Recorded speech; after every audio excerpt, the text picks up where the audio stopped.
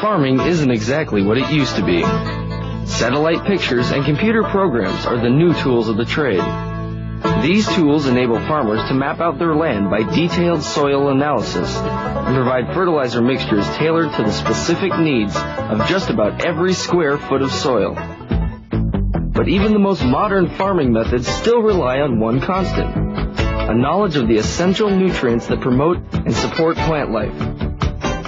Every plant needs 16 nutrients, and all can be found listed in the periodic table.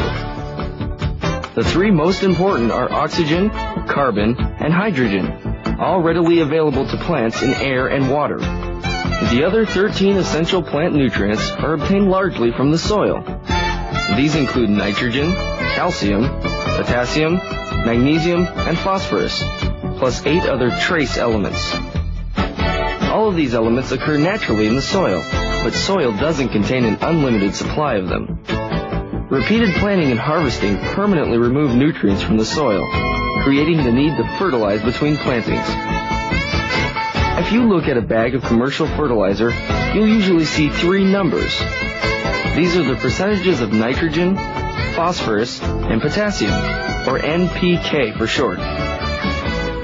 Why do you suppose these 3 elements, not oxygen or carbon, are the building blocks of fertilizer?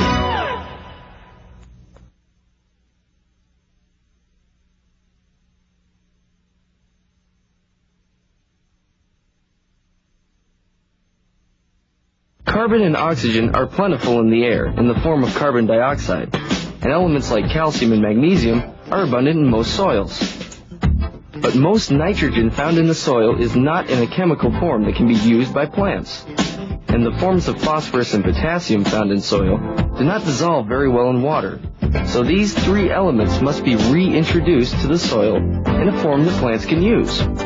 Organic fertilizers like animal manures and decaying plant tissue are nature's source of NPK, but organic fertilizers contain only a small percentage of these 3 nutrients, so there isn't enough manure in the whole world to fertilize all the farmlands that need it.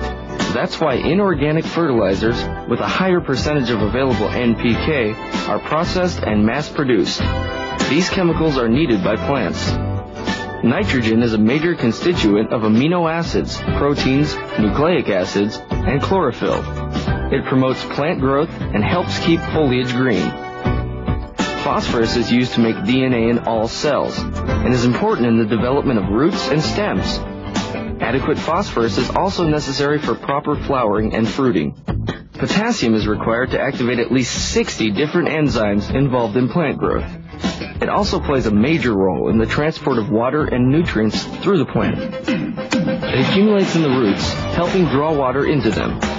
Plants that are deficient in potassium don't absorb water as well and end up looking like this. Bad news for farmers in any area.